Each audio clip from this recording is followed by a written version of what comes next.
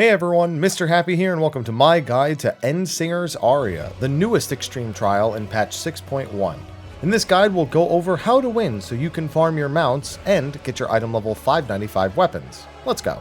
The description of this video also contains timestamps to each mechanic, so if you need a shortcut, be sure to check that out. Before pulling the boss, you'll want to do some basic assignments. You'll need light parties made up of 1 healer, 1 tank, and 2 DPS. Once you set those, mark the healers as 1 and 2 to keep track of your light party positions. You'll also need to assign positions for a meteor mechanic later, where one of each player will have to eat a meteor. Line up 4 DPS to one side and the tanks and healers on the other side. You'll want this specific role split for another mechanic as well. Also try to loosely set up clock positions. This will kind of help later with the various markers you'll get, but even then you'll need to make sure to stay flexible. Finally, you'll want markers approximately like this. These are impact points for several attacks across the fight, with the center of the room marker used for orientation's sake. The boss will open with Elegeia Unforgotten, one of the moves you'll see most frequently. This deals room-wide damage and initiates 2 mechanics simultaneously. The first is a head in the center of the room. This simply does a 180-degree AoE in the direction that it's looking, cutting the safe spot for the arena in half. Endsinger will also summon 2 stars that rotate around the room. One will rotate quick and one slow.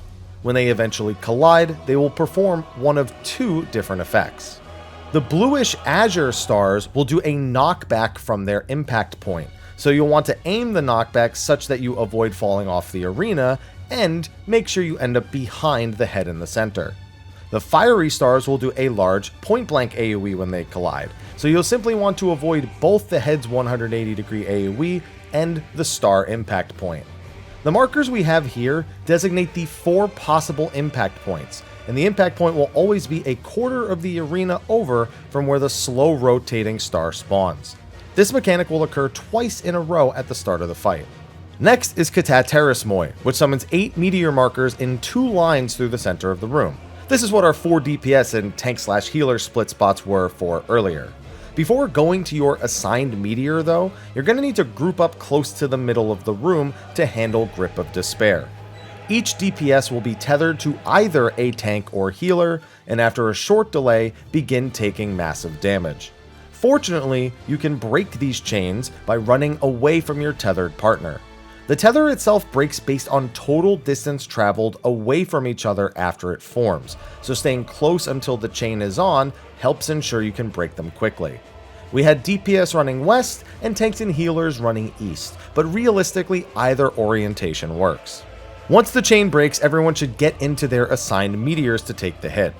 However, the boss will also use Elenchos when you're waiting for the meteors to hit, either shooting an AoE through the middle of the room or through the east and west sides of the room. Which area she will hit depends on the animation her face is making during the cast. If her mouth is glowing, the AoE will go down the center of the room.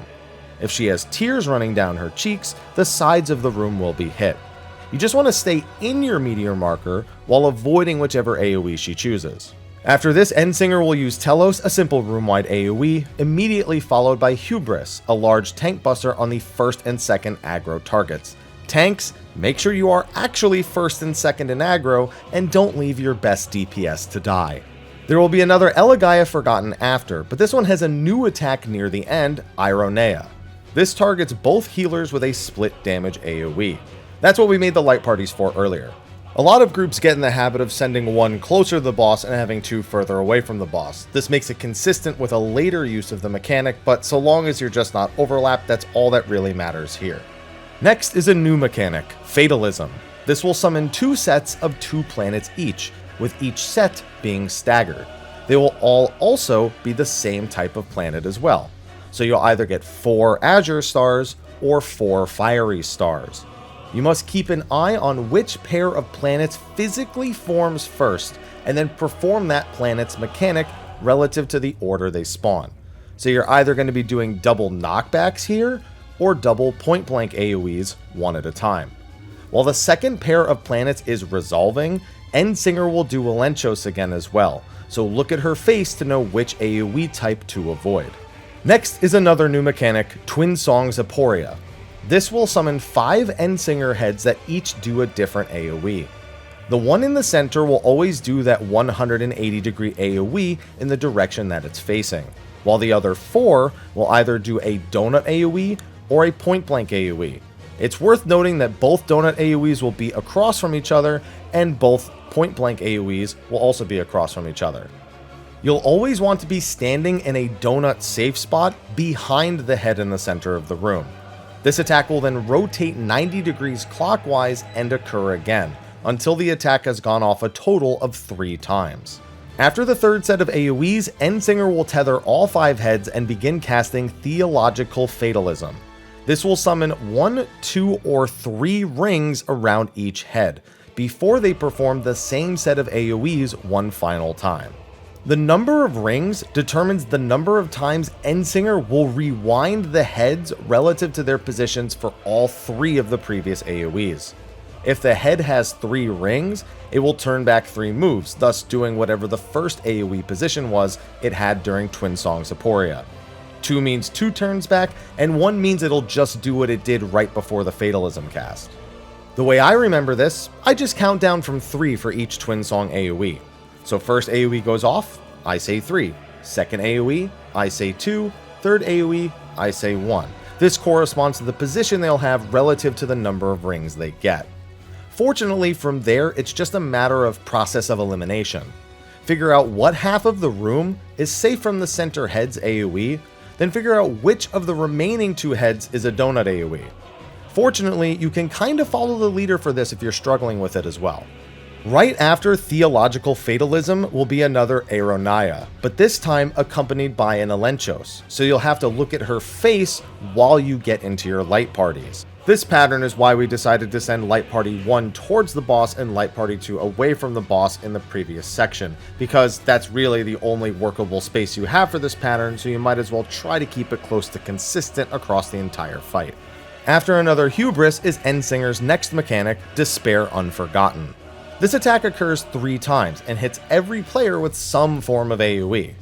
2 of the 3 sets will have 4 flare markers, 3 donut AoEs, and 1 split damage AoE. The 4 flares simply go to the edges and spread out, while the 3 donut and 1 split damage AoE players all stack dead center. These AoEs will also target specific roles, so either all 4 DPS or the tanks and healers will have all 4 flare markers, while the other role has the remaining 4 AoEs. When one of those patterns occurs, the next time you see these markers, it will be reversed, so expect to always deal with 1 flare marker and either a donut or split damage AoE across all 3 uses. The third type of Despair Unforgotten is just all 8 players getting a big AoE on them, so just spread out anywhere.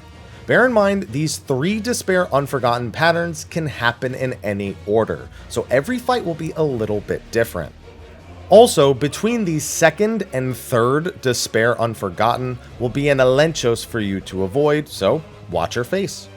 After the third Despair will be Theological Fatalism, which this time will tether each individual player with 1, 2, or 3 rings.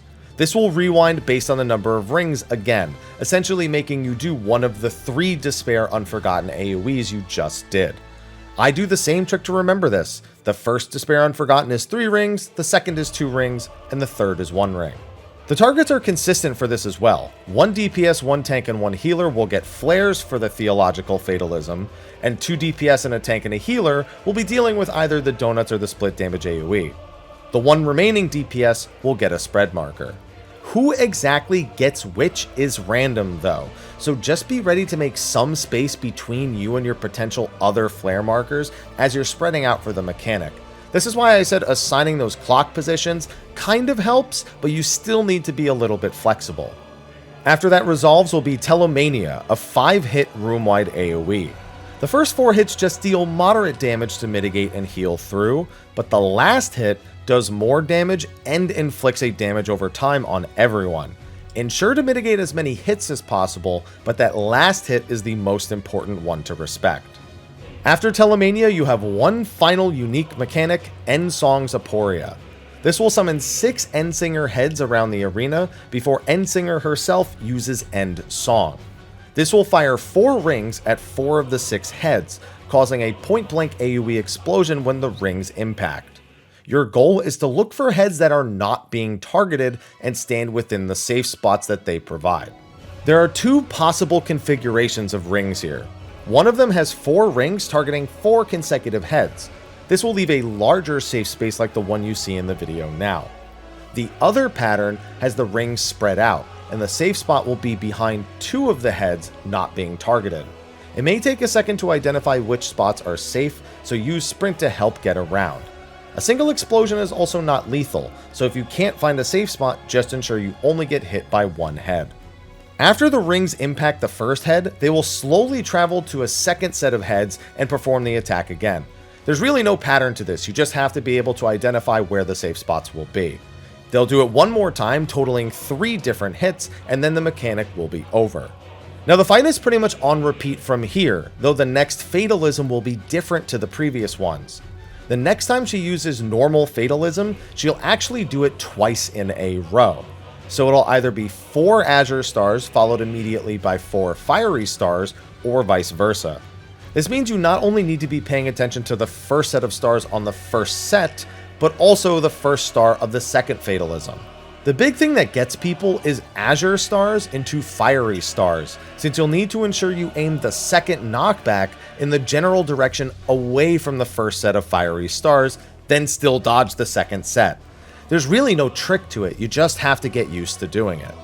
Right after both Fatalism casts fully resolve will be Meteor Markers and Elenchos again, which is the same as before, but unfortunately you'll pretty frequently find that people have died, especially if you're doing this in the Party Finder from the Fatalisms you just finished.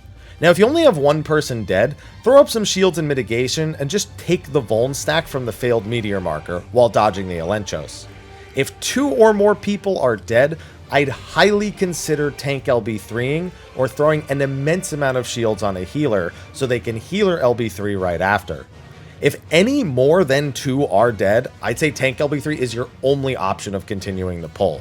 This is especially useful considering there is another Telomania right after the Meteor's resolve, so you don't want to be unhealthy going into that. However, 3 or more Vuln stacks isn't going to be much better off, so be prepared for some big pain if this does end up happening. Fortunately, the rest of the fight is on repeat. The mechanics just happen over and over again until another double Fatalism cast occurs. Once this resolves, there's one final Telos generic room-wide AoE, followed by the Enrage Fatalism, which summons a giant planet that insta-kills the party when it impacts. All in all, you have about 11.5 minutes to beat the Enrage. And that's going to be my guide to Endsinger's Aria. If you have any questions, be sure to throw them in the comment section below. Be sure to like, favorite, subscribe, and share. And with that, I'll see you in the next video. Until then, best of luck, and take care.